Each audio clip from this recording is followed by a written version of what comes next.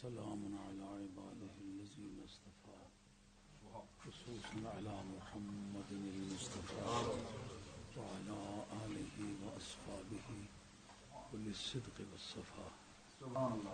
أما بعد فقد قال الله تبارك وتعالى جل جلاله في القرآن المجيد والفرقان الحميد. أعوذ بالله من الشيطان الرجيم. بسم الله الرحمن الرحيم. ومن الناس من يشري نفسه ابتغاء مرضات الله سبحان الله رؤوف بالعباد. صدق الله مولانا العظيم وبلغنا رسوله النبي الكريم ونحن على ذلك من الشاهدين والشاكرين. الحمد لله رب العالمين. والصلاة والسلام عليك يا سيدي يا رسول الله وعلى آلك وصحبك يا سيدي يا حبيبي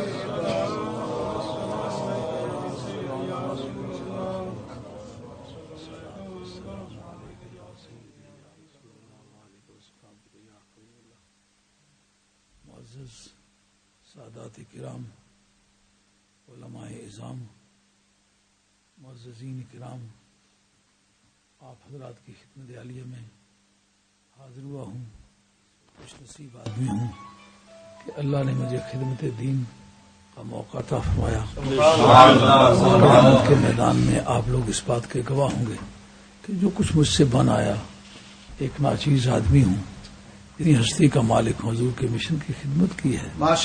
دعا کریں کہ دم نزا جاری ہو میری زبان محمد محمد خدا. حضرت شاہ صاحب اکثر یہ جبر فرما جاتے ہیں کہ جب کبھی تقریر کے بارے میں عرض کیا جائے تو یہ کہہ کے ٹال جاتے ہیں. حقیقتاً حضور حشر یہ بات پیش ہوگی، یہ شخص علم کا سمندر ہے. خوشامد شرع میں حرام ہے. اپنے شیخ، اپنے مرشد، اپنے والدین کی خوشامد بھی درست ہے، مگر میں یہ بات ادرے خوشامد نہیں کہتا، ادرے سچائی کہتا ہوں. اگر مجھے خوشامد کا ڈھنگ آ جاتا میں کافی اچھا آدمی تھا. مجھ میں کمزوری یہی ہے کہ میں نے بادشاہ وقت کو بھی منہ پہ کبھی بات کہنے کی ضرورت پڑی اور میں نے کہی ہے. اب پاکستان کے 2 لخت ہو گئے. جب پاکستان یونائٹڈ تھا تو ایوب کے سامنے کھڑے ہو کر، ان کے جو پرائیویٹ سیکرٹری تھے وہ میرے شاگرد تھے، انہوں نے مجھ سے ایم اے کیا تھا. کبھی مجھے وہ لے گئے اور اس وقت میں مسجد کے مکان میں رہتا تھا، میرا اپنا مکان بھی نہیں تھا. وہ کہنے لگے کہ ایوب صاحب سے میں نے کہا ہے کہ شاہ صاحب کو جو کچھ چیز چاہیے، جو جگہ چاہیے، جو سرمایہ چاہیے، دینی کام کر رہے ہیں اس میں آپ بھرپور مدد کریں اور یہ آپ کی مدد کریں گے. انہوں نے وعدہ کیا. میں نے کہا مجھے آپ دعا کے لیے لائے ہیں، میں محتاج آدمی نہیں ہوں، میں دعا کے لیے آیا ہوں.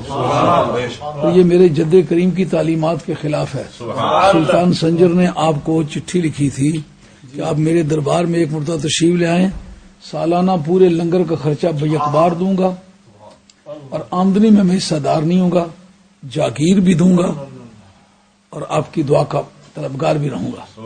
تو آپ نے اس چٹھی کو الٹا کر کے، کیونکہ مذہباً وہ شیعہ تھا اور سرکار بغداد رضی اللہ تعالیٰ عنہ کا مزاج کسی اہل سنت کے سوا کسی کے بارے میں لچکدار نہیں تھا، تو آپ نے اس خط کو الٹا کر کے اس پر لکھا ہے چو چترے سنجری روخے بختم سیاہ باد. چو چترے سنجری روخے بختم سیاہ باد جز فقر اگر بود ہوس ملک سنجرم.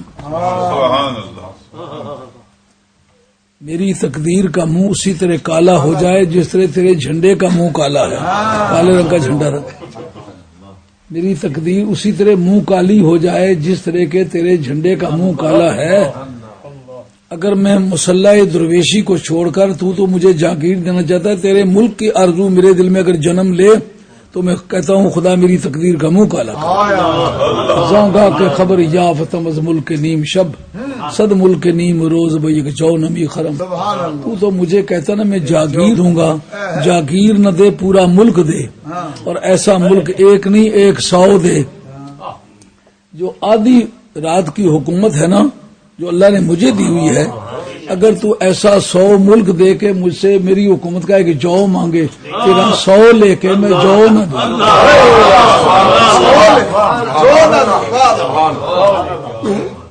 ہم لوگ فقیروں کی اولاد میں سے ہیں، اس لیے درہم و دینار کی جو کشش ہے وہ ہمارے دل کو کبھی نہیں ٹھگ سکتی.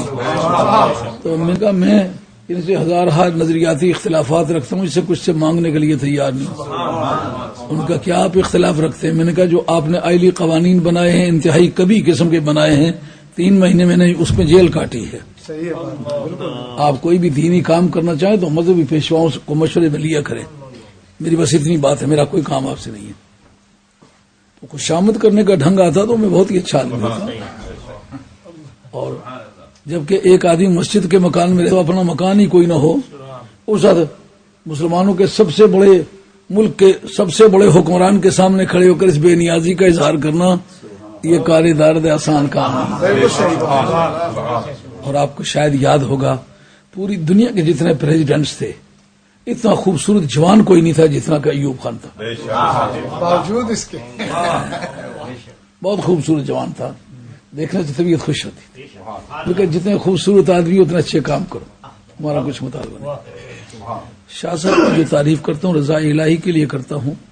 میں سمجھتا ہوں یہ اولاد فاطمہ میں سے، ان کی عزت افزائی کے لیے کوئی بات کرتا ہوں میری جدہ کریم جناب مولا مرتضیٰ کے اولاد پاک سے، جن کے شجر نسب کے ان کے سانسوں سے لے کر کے مولا مرتضیٰ کے گھر تک میں جانتا ہوں یہ کون کون ہیں، کہاں سے آئے ہیں، کیا کیا قصہ ہے. تو شاہ صاحب اس وقت اتنی محنت کر چکے ہیں کہ قوم کو چاہیے کہ ان کو سہولتیں مہیا کریں اور ان کو کہیں بیٹھ کے کام کرو. شاہ صاحب بڑا کام کر لیا. اس وقت شاہ صاحب کی علمی حیثیت صحیح بات عالمی سطح پر بڑی نمایاں ہے. اب رہ گئی میری بات، میں تو ایک طالب علم ہوں. ابھی میرا یہ بستہ کتابوں والا ہے، یہ پاس ساتھ وہ ایک بکچا سا باندھا ہوا ہے وہ بھی کتابوں والا ہے. یہ کتابیں ہیں ساری، ادھر جاتا ہوں کتابیں خریدتا ہوں اور ایک طالب علم کی طرح پڑھتا ہوں. اور میرے ڈیرے پر جاؤ تو کتابیں کھلی ہوئی ہیں، کئی ہزار کتابیں میرے کتب خانے میں، ہر ایک کتاب پر میرے قلم کا کچھ نہ کچھ لکھا پڑا ہوا ہے. یہ جو کئی لوگوں نے 5-6 اڑسے ہیں نا، ہم شاہ صاحب کو یوں کر دیں گے یہاں کر دیں گے، لیکن سامنے سے آنے پہلے جو کچھ کیا انہوں نے کیا ہے. سامنے کے آپ بعد آ کے آپ کو یاد موقع کے آپ گواہ ہیں. جو سب سے زیادہ سخت گیر آدمی تھا تو بیچارہ وہ اللہ کو پیارا ہو گیا.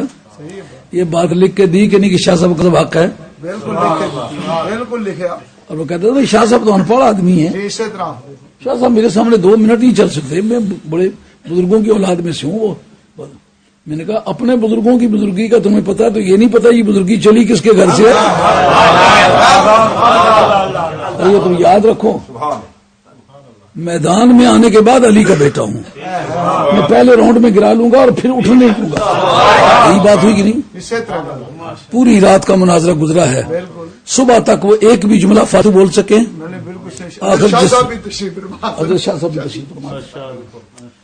تو ایک طالب علم کی طرح زندگی گزارتا ہوں. میرے مرید طالب جاتے ہیں مدینہ طیبہ میں، مکہ شریف میں، مجھے کہتے ہیں کہ کوئی پیغام کو کسی، میں نے کہا حضور کی بارگاہ میں جا کے سلام عرض کر دینا کہ آپ کا ایک کتا رہتا ہے انگلستان میں، آپ کی بارگاہ میں آج جانا سلام کریں. حضور کے یارانے باوفا پاس سو رہے ہیں، صدیق اکبر، فاروق اعظم، ان کی بارگاہ میں میرا سلام آج جانا.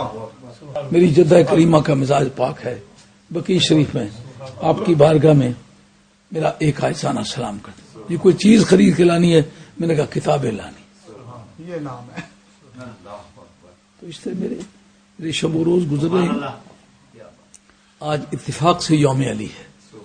اگر یوم صدیق اکبر رضی اللہ تعالیٰ ہوتا تو بھی ہم اسی اتفاق سے بات کرتے ہیں. یوم فاروق اعظم ہوتا تو بھی اسی اتفاق سے بات کرتے ہیں.